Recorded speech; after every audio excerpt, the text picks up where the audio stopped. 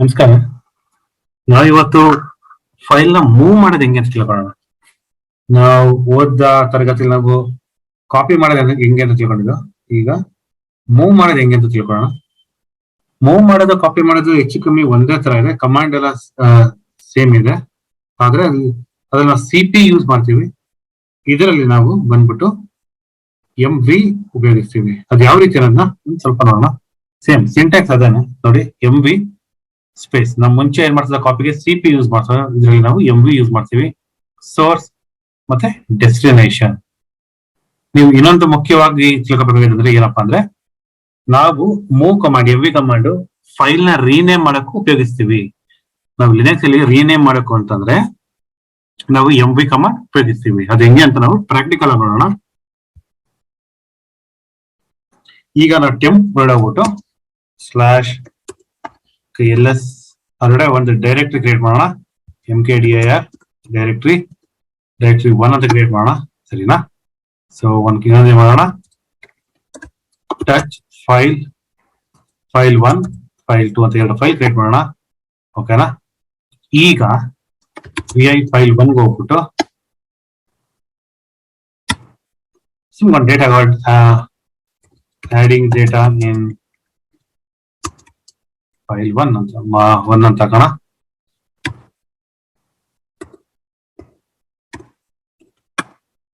So ಅದೇ ತರ file 2 ಅಲ್ಲೂ ಮಾಡೋಣ. ಈಗ ನಮ್ಗೆ ಗೊತ್ತಾಗ್ಲಿ ಅಂತ.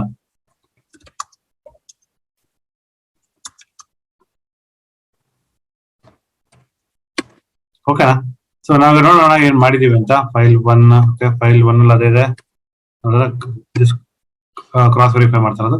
ಈಗ ನಾವು ಈ ಫೈಲ್ ನ ನಾವು ಏನ್ ಮಾಡ್ತಿದೀವಿ, ಮೂವ್ ಸ್ಪೇಸ್ ಫೈಲ್ 1 ಮತ್ತೆ ಫೈಲ್ 2 ನ ಒಂದೇ ಸಲ ನೀವು ಮಲ್ಟಿಪಲ್ ಫೈಲ್ ನ ಮೂವ್ ಮಾಡಬಹುದು.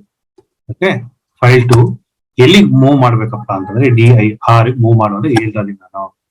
D want to overwrite? Yes, ಯಾಕಂದ್ರೆ ಅಲ್ಲಿ ಮುಂಚೆ ಒಂದು ಫೈಲ್ ಇರ್ಬೇಕು, ಅದಕ್ಕೋಸ್ಕರ ಓವರ್ ರೈಟ್ ಮಾಡಲ್ಲ ಅಂತ ಕೇಳ್ತಾ ಇದ್ದೆ. ಬೇಡ, ಒಂದ್ ನಿಮಿಷ ಬೇಡ, ನೋ ತಗೋಣ.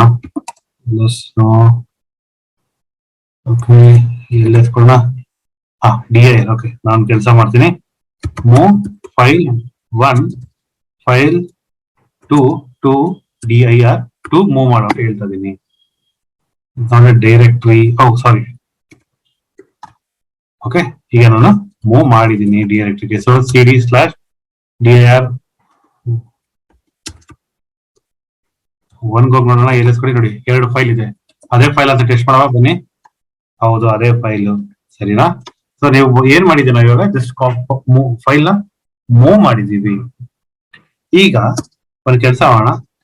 cd/var ಹೋಗೋಣ. cd/var ಅಲ್ಲಿ ಸೊ cd/var ಅಲ್ಲಿ ನಮ್ಗೆ cd/dir2 ಇದೆ. ಇಲ್ಲ, dir ಇದೆ, dir2 ಇಲ್ಲ. ಯಾಕಂದ್ರೆ ಜಸ್ಟ್ ಕನ್ಫರ್ಮ್ ಮಾಡ್ಕೊಂಡೆ ಅಕಸ್ಮಾತ್ ಇದೆಯಾ ಅಂತ. ಇಲ್ಲ, ಈಗ ಇದಕ್ಕೆ ಹೋಗೋಣ, ಎಲ್ಲಿಸ್ಕೊಳ್ಳೋಣ. ಓಕೆ, ಸೊ ಮೂವ್ ಮಾಡೋಣ. MV ಸ್ಪೇಸ್ ಏನಪ್ಪ ಮೂವ್ ಮಾಡಬೇಕು, dir1 ನ ಎಲ್ಲಿ ಮೂವ್ ಮಾಡು, var ಮೂವ್ ಮಾಡು ಅಂತ ಹೇಳ್ತಾ ಇದ್ದೀನಿ. ಸರಿನಾ? ಸೊ ls ಕೊಟ್ರೆ ನೋಡಿ, ನಿಮ್ಗೆ ಮುಂಚೆ ಸಿಪಿ ಕಮಾಂಡ್ ಅಲ್ಲಿ ಏನಾದ್ರು ಒಂದು ಕಾಪಿ ಅಲ್ಲೇ ಇರೋದು, ಇನ್ನೊಂದು ಕಾಪಿ ಮೂವ್ ಆಗಿರೋದು. ಆದ್ರೆ ಇದ್ರಲ್ಲಿ ಹಂಗಿರಲ್ಲ. ಕಾಪಿ ಸಂಪೂರ್ಣವಾಗಿ ಮೂವ್ ಆಗಿರ್ತದೆ, ನಿಮ್ಗೆ ಸೋರ್ಸ್ ಅಲ್ಲ ಅದು ಇರಲ್ಲ. ಸರಿನಾ? ಈಗ ನಾವು ಅದನ್ನ ಹೋಗ್ಬಿಟ್ಟು ವ್ಯಾರಲ್ ಚೆಕ್ ಮಾಡೋಣ. ನೋಡಿ, ವ್ಯಾರಲ್ dir ಈಗಿದೆ, ಹೌದಲ್ವಾ? dir1 ಇದೆ, ಅದರಲ್ಲಿ ls ಕೊಡ. ಫೈಲ್ 1 ಫೈಲ್ 2 ಇದೆ. Cat file 1 yes it's there, file 2 yes it's there. So copy ಆಗಿದೆ. ನೀವು ಇದು ನಿಮ್ಗೆ ಅರ್ಥ ಆಯ್ತು ಅನ್ಕೋತೀನಿ. ಸಿಪಿ ಕಮಾಂಡ್ ಹೆಂಗ್ ಮೂವ್ ಮಾಡೋದು ಮತ್ತೆ MV ಕಮಾಂಡ್ ಹೆಂಗ್ ಉಪಯೋಗ ಮಾಡೋದು ಅಂತ ನಿಮ್ಗೆ ಅರ್ಥ ಆಗಿದೆ ಅಂತ ಅನ್ಕೋತೀನಿ. ಈಗ ನಾನು ಒಂದು ನಿಮ್ಗೆ PPT ಇಲ್ಲಿ ಶೇರ್ ಮಾಡ್ತಾರೆ ಒಂದು ಮಾತು ಹೇಳಿದೆ ನಾನು ನಿಮ್ಗೆ. ಏನಪ್ಪಾ ಅಂತಂದ್ರೆ, for rename the file we use move command. ಹೆಂಗೆ? ಉದಾಹರಣೆಗೆ ನಿಮ್ಗೆ ಇಲ್ಲೇ ಕಾಣಿಸ್ತಿದೆ ಫೈಲ್ 1 ಮತ್ತೆ ಫೈಲ್ 2 ಇದೆ, ಫೈಲ್ 3 ಇಲ್ಲ. ಓಕೆನಾ? ಫೈಲ್ 3 ಇಲ್ಲ. ನಾನು ಫೈಲ್ 2 ನ ಫೈಲ್ 3 ಆಗಿ ರೀನೇಮ್ ಮಾಡಬೇಕು. ಆಗ ಏನ್ ಮಾಡ್ತೀನಿ ಅಂದ್ರೆ MV ಸ್ಪೇಸ್ ಫೈಲ್ 2 ಫೈಲ್ 3 ಅಂತ ಕೊಡಿ. 3 ಇಲ್ಲ, ನಾನು ರೀನೇಮ್ ಮಾಡ್ತಾ ಇದ್ದೀನಿ.